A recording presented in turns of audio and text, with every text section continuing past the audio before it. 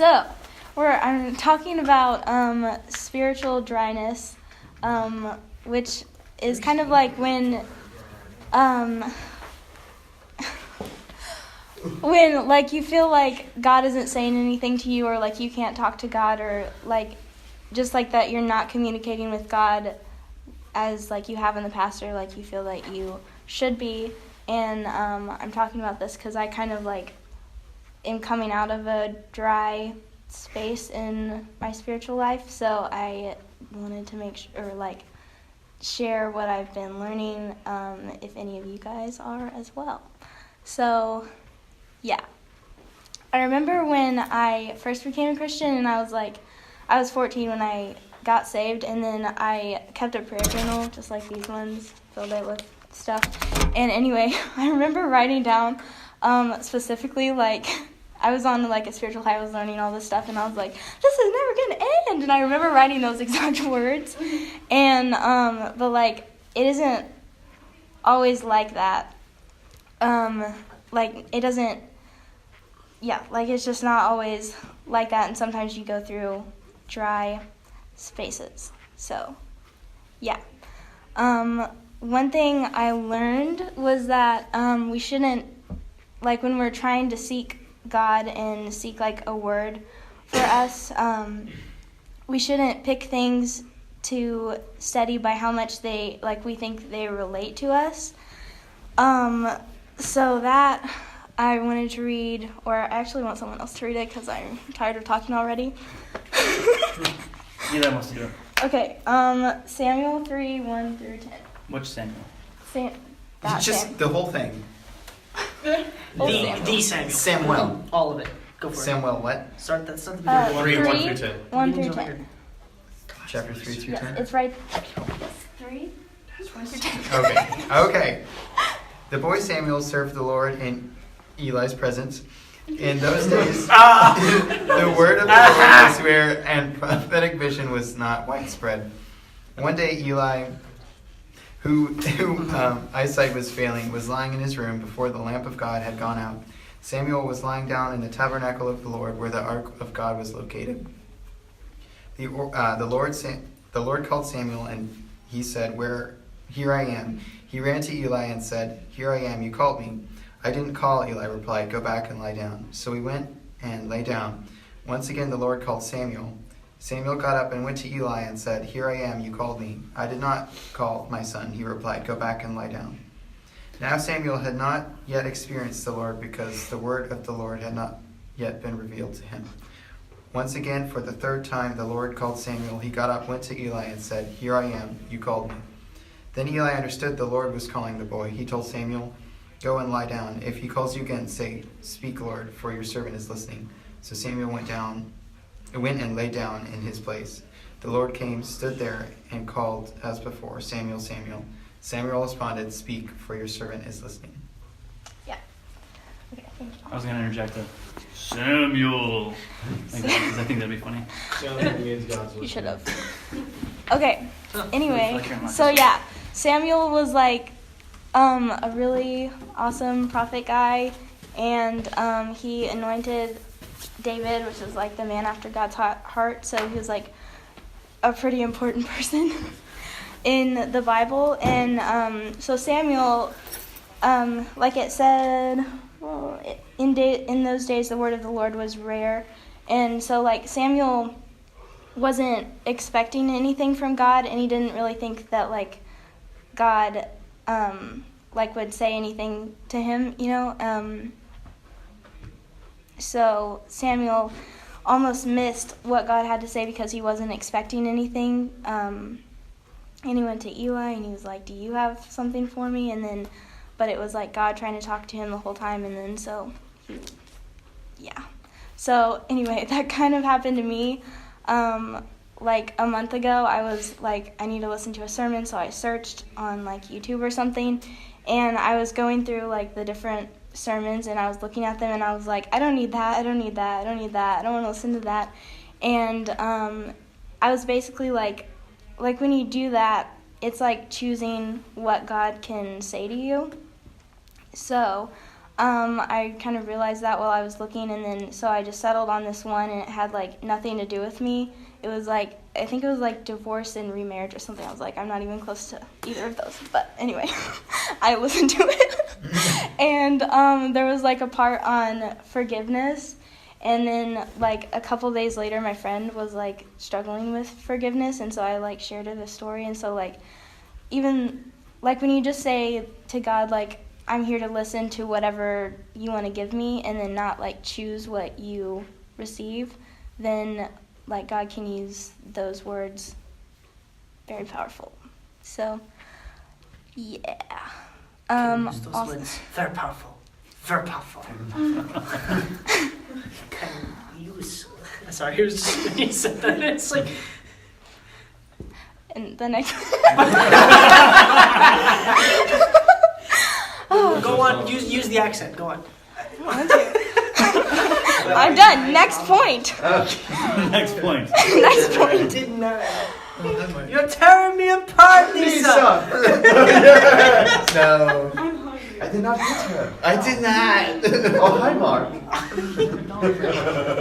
Go ahead. Okay. So the next thing is that sometimes we don't know what we don't know, and I have a story for this one also. It's so funny. Okay, so my brother was like 14 or something. Logan. Oh man, don't tell him. If you know my brother Logan, do not tell him I said this. He will get very killed. Would don't mad tell at me or you? Me. He would be very mad at me. Worth it. No, it's not. We'll just tell him God told us. Because I don't know this slogan. I have 5. Slogan? Well, but only 3 of them are boys. What if I accidentally told him and then blamed John? Don't tell anyone. He wouldn't This- believe you. He likes me. We type. We're like this. I'm the tall one. He's way taller. Okay, anyway, he was like 14 and we were in the kitchen. And I forgot what we were talking about, but I said something about Taylor Swift, and he was like, "Who's Taylor Swift?" I was like, "Logan, you're 14." What was that last part? I was like, "Logan, you're 14," and he didn't know who Taylor Swift was. And I was like, "Dude, I don't care if you like her. I don't really like Taylor Swift, but I just think it's." Her new album is so good. Trash. No. Trash. I hate her new album. It's the worst thing. Better when she was country personality was. Her new album. Guys, let Emma talk. Anyway. So he didn't know Taylor Swift. Yeah, he didn't know Taylor Swift. And I know that if, like, he knew that he was supposed to know who Taylor Swift is, he would have, like, looked her up or something, but, like, he just didn't know. So I had to tell him in my all-knowing wisdom. I'm God in this story, in case you didn't know. And then, sorry, all my notes are, like, I don't know. So, yeah. He's throwing the rocks. Oh, he's a street sweeper. All right, That's anyway. a car. That's a vehicle. Okay. So, like, I feel like when we, like when we're on a spiritual high or whatever, then we know, like, what we want to look for, and, like, we have an answer, or, like, we have a question, and, or, like if you're struggling with fear, then you'll be like, God, how do I deal with this fear? And, like, you kind of know what you want from God, and then you pursue it. But then, like, one thing that happens to me whenever, like, I'm in a dry time, then I don't really know what to ask for, and I don't know what to search for. So, again, just, like, saying, I'm here to listen to whatever you have, because sometimes we don't know what we need. And I have a verse for this. It's Jeremiah 33:3, and it says, "Call to me, and I will answer you, and I will tell you great and mighty things which you do not know." And in other versions, it says, like, which you, I don't even remember what it says in other versions, but look up other versions, there's good. Anyway, yeah, it's going really fast. I'm already 2 pages done. Oh, awesome. Keep going. You're doing Okay. great. It's really good so far. Thank you. Solid. I think I already said that. Hold on. I already said that. Okay. And then another verse. 2 in a row. Matthew 7:7-8. Keep asking and it will be given to you. Keep searching and you will find. Keep knocking and the door will be open to you. For everyone who asks receives, and the one who searches finds, and to the one who knocks the door will be opened.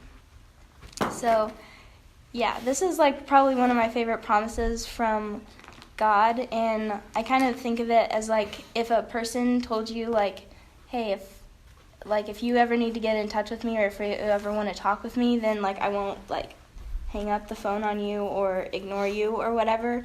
And I feel like if I told you guys that like I wouldn't ignore you ever, then like pretty much everyone would believe me, right? Hopefully. Mm-hmm. So I can call you at like 2 in the morning and you pick up.